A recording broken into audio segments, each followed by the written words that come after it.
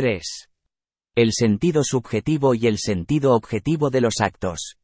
La autoatribución de significado. En un acto como un acontecimiento fáctico externo, no cabe, sin más, captar visual o auditivamente su significación jurídica, a la manera, por ejemplo, como se perciben las propiedades naturales de un objeto, como el color, la dureza, el peso. Por cierto que el hombre que actúa racionalmente, que produce el acto, enlaza a su acto un determinado sentido que, de alguna manera, es expresado y será comprendido por otros. Este sentido subjetivo puede coincidir con la significación objetiva que el acontecimiento puede tener por el lado del derecho, pero no es necesario que coincidan. Alguien dispone por escrito de su patrimonio para el caso de su muerte. El sentido subjetivo de esta acción es un testamento. Objetivamente, desde el punto de vista jurídico, puede quizás en razón de algún defecto de forma que no lo sea. Cuando una organización clandestina, con el propósito de liberar a la patria de sus lacias, condena a muerte a alguien considerado por ella como un traidor. Lo que subjetivamente considera y denomina como una condena capital que hace cumplir por un hombre de confianza, objetivamente, desde el punto de vista jurídico, no constituye la ejecución de una sentencia de muerte, sino un asesinato político, aunque en cuanto al acontecer externo en nada se distinga del cumplimiento de una condena capital. Un acto en cuanto se expresa a través de palabras verbalmente formuladas, o escritas, puede él mismo enunciar algo sobre su significado jurídico. En ello se encuentra una peculiaridad del material dado al conocimiento jurídico. Una planta nada puede transmitir sobre sí misma al investigador natural que la determina científicamente. No intenta en forma alguna explicarse a sí misma desde un punto de vista científico natural. Pero un acto de conducta humana puede llevar muy bien consigo una autoatribución de significado jurídico, es decir, contener enunciación sobre lo que significa jurídicamente. Los hombres reunidos en un congreso pueden expresamente explicar que han dictado una ley. Un hombre puede describir literalmente sus disposiciones de última voluntad como testamento. Dos personas pueden declarar que inician un negocio jurídico. El conocimiento conceptual del derecho encuentra a veces ya una autocaracterización jurídica del material que se anticipa a la explicitación que cumplirá el conocimiento jurídico. 4. La norma.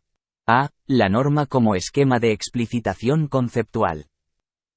El acontecimiento externo que, por su significación objetiva, constituye un acto conforme a derecho, o contrario a derecho, es, pues, en todos los casos, en cuanto suceso que se desarrolla en el tiempo y en el espacio, sensiblemente perceptible, un trozo de la naturaleza y, en cuanto tal, determinado por leyes causales.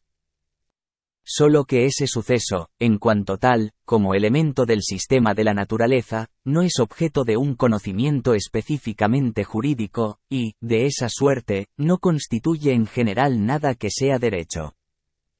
Lo que hace de ese acontecimiento un acto conforme a derecho, o contrario a derecho, no reside en su facticidad, en su ser natural, es decir, en su ser determinado por leyes causales, encerrado en el sistema de la naturaleza, sino el sentido objetivo ligado al mismo, la significación con que cuenta.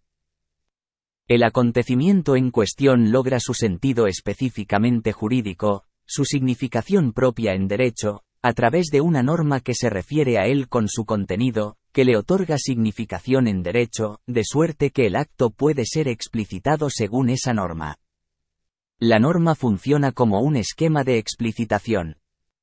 En otras palabras, el enunciado de que un acto de conducta humana situado en el tiempo y el espacio es un acto de derecho, o, un acto contrario a derecho, es el resultado de una explicitación específica, a saber, una explicitación normativa.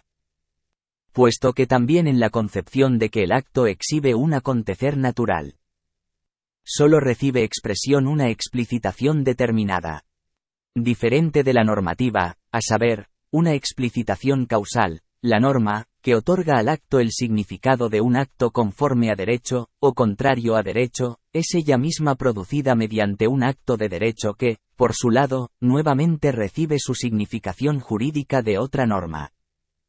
Que un hecho sea la ejecución conforme a derecho de una sentencia de muerte. Y no un homicidio. Es una cualidad esta, sensiblemente no perceptible, que aparece solo a través de un proceso intelectual. A partir de la confrontación con un código penal y el código de procedimientos penales. Que el intercambio de cartas, antes referido, signifique haber celebrado un contrato, proviene exclusiva y únicamente de que esa situación fáctica encaja en ciertas disposiciones del Código Civil. Que un documento, ya no solo por su sentido subjetivo, sino conforme a su sentido objetivo, sea un testamento válido, deriva de que satisface las condiciones bajo las cuales pueda valer como testamento, conforme a las disposiciones de ese código. Que una reunión de personas sea un congreso y que el resultado de sus actividades constituya jurídicamente una ley obligatoria, con otras palabras, que estos sucesos posean esa significación, expresa solo que el acontecimiento todo corresponde a las normas de la Constitución. Esto es, que el contenido de un suceso fáctico coincide con el contenido de una norma tenida por válida. B. Norma y producción de normas. El conocimiento jurídico está dirigido, pues, hacia normas que poseen la característica de ser normas jurídicas, que otorgan a ciertos acontecimientos el carácter de actos conforme a derecho, o contrario a derecho. Puesto que el derecho, que constituye el objeto de ese conocimiento, es una ordenación normativa del comportamiento humano, lo que significa, es un sistema de normas que regulan el comportamiento humano.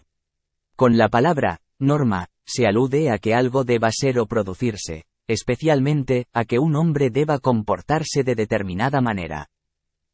Este es el sentido que tienen ciertas acciones humanas dirigidas con intención hacia el comportamiento de otros. Están dirigidas con intención hacia el comportamiento de otros cuando, conforme a su sentido, proponen, ordenan, ese comportamiento, pero también cuando lo permiten y, muy especialmente, cuando se le otorga el poder de establecer él mismo normas. Se trata en este sentido de actos volitivos.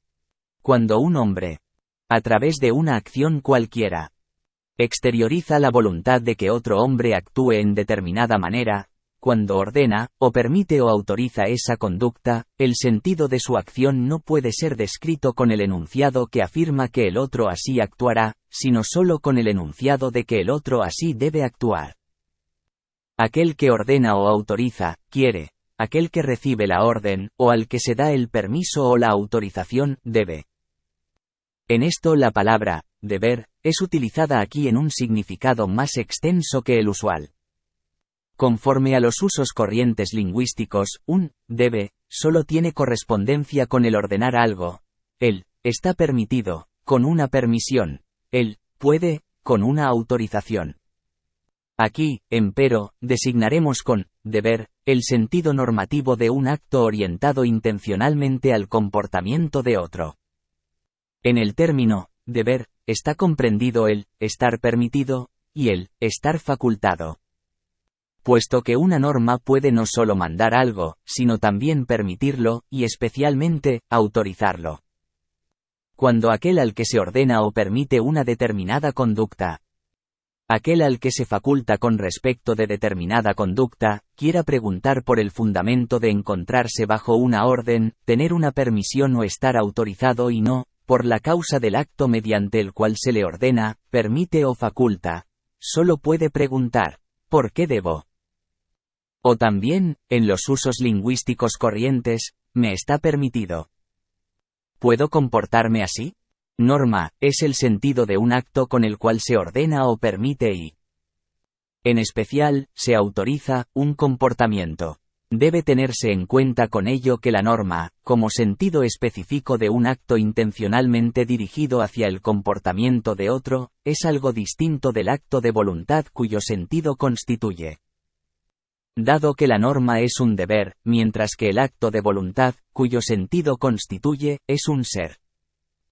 De ahí que la circunstancia de hecho que se presenta en el caso de un acto semejante, tendrá que ser descrita mediante el enunciado: alguien quiere que otro se deba comportar de determinada manera. La primera parte del enunciado se refiere a un ente existente, el hecho real del acto de voluntad; la segunda parte, a un deber, a la norma como sentido del acto.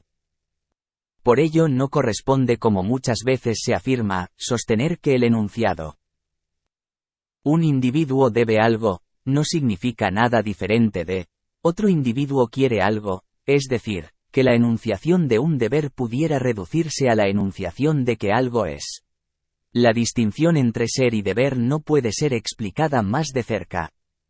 Se encuentra inmediatamente dada a nuestra conciencia.